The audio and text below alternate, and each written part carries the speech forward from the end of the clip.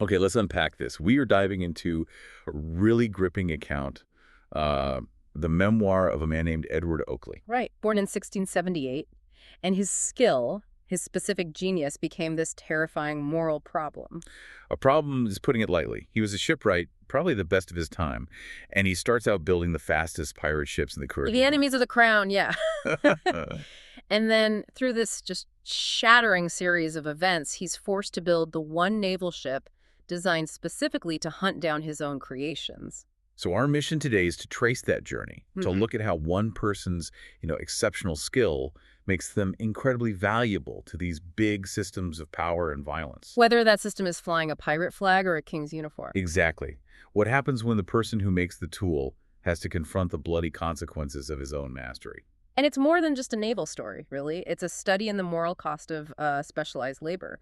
This was an era where the line between honest trade, privateering, and piracy was, well, it was basically imaginary. It was constantly being redrawn depending on who had the power. Mm-hmm. So let's start at the beginning. Wapping, London, 1678. Oakley says he grew up with the smell of tar and rope. And he had this immediate, almost like instinctive gift for shipbuilding. He's apprenticed at 12. He wrote that he could see the finished ship as if in vision, just from the blueprints. So he wasn't just learning a trade, he was a natural.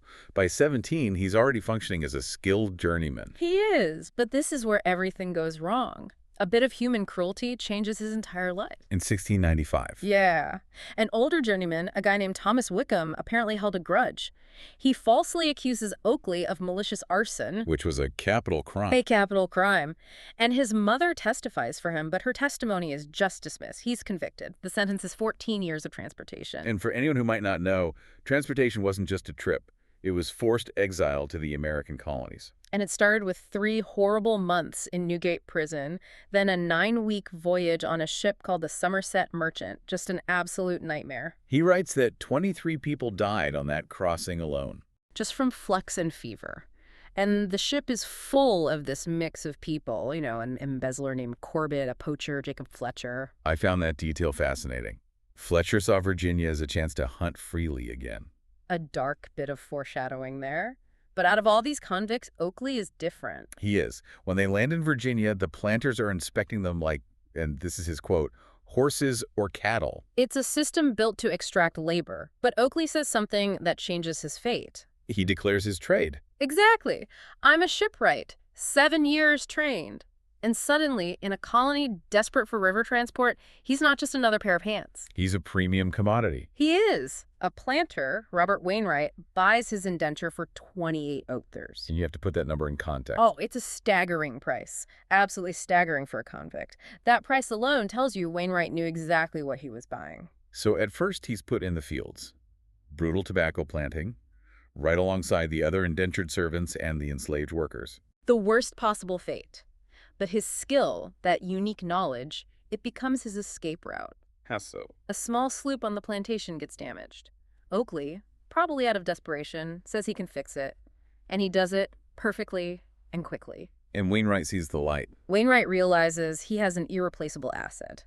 Oakley is immediately taken out of the fields, put on full-time shipbuilding, given better food, better lodging. So his skill is a shield. It is, but as we're about to see, it's a shield that just pushes him into much, much higher stakes danger. Right. And that danger arrives in 1698 in the form of a man named Captain Lewis Carnaby. Yeah, Carnaby's not a clanter, he's an operator. He wants a 60-foot sloop for, and this is the euphemism, coastal trading in the Caribbean. But he has 2 conditions. It has to be fast, and it has to be armed. The intention is, well, it's not subtle. And the money on the table is just profound. Carnaby pays Wainwright £200 to lease Oakley's labor. And on top of that, he offers Oakley a personal payment of £50, held in trust. £50 for an unjustly convicted man. That's not just money. It's the key to his future. I mean, for a normal laborer, that's 5 years' wages. For Oakley, it's the price of his freedom. So he takes the deal. He rationalizes it, telling himself the use of the ship is Carnaby's business, not his. And his technical pride just takes over. He pours everything into it. He calls it his masterpiece, the swift retribution. He designs it to, in his words, fly across the water like a bird. This is art for him. It's the pure joy of the craftsman. But then the bill comes due. 4 months after it launches, the news gets back to Virginia. The swift retribution is a pirate ship. And a notorious one. Murder, plunder off the coast of Jamaica. His masterpiece is being used for genuine crimes. And this is the truly crushing part. This moral gut punch happens at the exact same moment he gets a letter from London. Wickham confessed. The man who accused him admitted he lied. Oakley is officially innocent. Innocent, but he's still trapped. Completely trapped. His master, Wainwright, now demands £100 to release his indenture. So the 50 pounds he earned from Carnaby isn't enough. He's 50 pounds short of freedom. And that 50-pound gap is the leverage point for everything that happens next. Because in 1699, the devil returns. Carnaby's back. He needs a new ship. And this time he offers £500, an insane amount of money. But Oakley, now morally scarred, he refuses. He does. But Carnaby doesn't argue. He uses the lever, the threat. The blackmail. He threatens to go to the governor and say Oakley was a willing accomplice on the first ship, given he's a convict. It means immediate execution. No trial, nothing. So Oakley chooses survival. He builds the second ship, the Windward Venture. He wrote that he felt a weight added to my soul. And that weight gets heavier, fast. The Windward Venture attacks a ship called the Bristol Rose. 15 people are killed, including 4 children. And that's the breaking point. This is a public, horrific crime, and it brings him to the attention of the Navy. Lieutenant William Barrett tracks him down. And offers him a way out. A counteroffer. The counteroffer. Build a pirate hunter to be named the Resolution, designed specifically to catch Carnaby's ships. In exchange, a full pardon and freedom. This is his one shot at atonement. But he has conditions. 3 of them, and they show how much he's changed. 1, the pardon has to be in writing. 2, he has to sail on the ship himself. And 3, the most important one. All of his blood money from Carnaby, the £300 he'd accumulated, must be given to the families of the victims. He's literally trying to buy back his soul. And so he pours his genius into this new project, but this time, it's about counter-design. Exactly. He's not just building a ship, he's building the specific antidote to his own work. So let's get into the technical brilliance here. His pirate ships were fast but lightly armed. The Resolution is heavier. Much heavier. Reinforced all 12 guns instead of the Pirate's 8. But that extra weight should make it slower. So how does he solve that? 2 things. First, a wider beam for stability. But the real genius, I think, was the adjustable mast rigging. What did that let him do? Well, it was a system of blocks and tackles that let the crew change the tension and angle of the sails very, very quickly.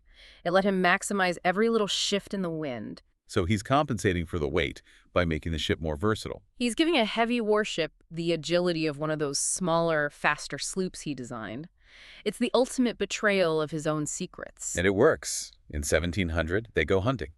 And they find the swift retribution. Carnaby is killed in the battle. Killed, ironically, by the ship designed by his own Shipwright. And Oakley goes aboard the wreck himself. He recovers a silver locket for Catherine Thomas, the widow of one of the men killed on the Bristol Rose. A physical piece of his atonement. But the moral trap is about to spring shut. They go after the second ship, the Windward Venture, now captained by Jacob Fletcher. The poacher from the convict ship. The very same. And the pursuit becomes pure chaos. Barrett, the lieutenant, bribes a Spanish official for intel. Which is against the rules. Totally. Yeah. So when the fight starts, the Spanish Navy sees 2 armed English ships fighting in their waters, and they engage both of them. They can't tell the pirate from the pirate hunter. And Fletcher. Fletcher does the unthinkable. He uses civilian trading ships, full of women and children, as a human shield to make his escape. He gets away. He gets away. And when Oakley gets back to port, he learns the real cost. During the chaotic battle, a woman and 2 children on one of those civilian ships were killed. And the shots likely came from the Resolution. From his own ship. His attempt at justice, at atonement, just created more innocent death. The system he tried to use for redemption just consumed more lives. And this leads to the ultimate confrontation, not with the pirate, but with the widow, Catherine Thomas. She finds him, and she accuses him of withdrawing, of hiding inside his guilt. And she says this incredible line. Guilt is just another form of hiding. I mean, think about that. She's telling him that feeling sorry for himself is just another way of being passive, of avoiding his real responsibility. That's a form of moral cowardice. She insists his specialized knowledge means he has an obligation to keep going. She says, silence is complicity. And this is the core dilemma of the whole story, isn't it? Do you walk away from a corrupt system and bear your silent guilt? Or do you engage with it to try and prevent worse harm, even if it means getting your hands dirtier? Deeper complicity. Oakley. He chooses to re-engage. Mm. Catherine convinces him. He devises one last trap. They disguise the Resolution as a slow merchant ship, the Prosperity, and lay an ambush. And they destroy the Windward Venture. Fletcher is killed trying to attack Oakley directly. And his last words are just brutal. He looks at Oakley and says, "Now you have killed me directly. We are all guilty. All murderers. The only difference is who hangs and who profits." He's saying there's no moral high ground here. None at all. After this, Governor Nicholson offers Oakley everything. A full pardon, passage home, £100, but on one condition. He must never speak of it publicly. A final silencing. And Oakley accepts the pardon. He takes his freedom. But he refuses a naval commission, saying, "I will never build another ship as long as I live." He also insists that £100 go to Catherine Thomas. And Catherine gives him one last charge. She tells him to write it all down, that his knowledge of the machinery of violence has to be preserved. And he does. He goes back to London in 1701, works as a carpenter. Then, 14 years later, he starts to write. And his final thought, the thing he concludes after all that time, is just devastatingly bleak. He writes, "There is no innocence once you understand how the world works. I built the instruments, and that was enough." And what's amazing is that an editor's note from 1756 confirms it. Carnaby, Fletcher, the Bristol Rose, these were real people, real events. He was telling the truth. So his journey is complete. Victim to complicit enabler to reluctant hunter to moral witness. He learned that his special skill made it impossible for him to ever be innocent again. He chose to stop building instruments of death. He chose quiet carpentry. But that brings us back to Catherine Thomas. She'd argue that made him morally useless. Which leaves us, and you, with that provocative thought. What is the most moral choice? Is it to withdraw from a corrupt system and live with your guilt, like Oakley tried to do? Or was Catherine right? Is the real moral choice to stay engaged, to use your unique skill, your knowledge, your influence, to try and make things better, even if it guarantees you'll become more compromised, more complicit along the way? That's the question that haunted Edward Oakley. And it's a question we all still face.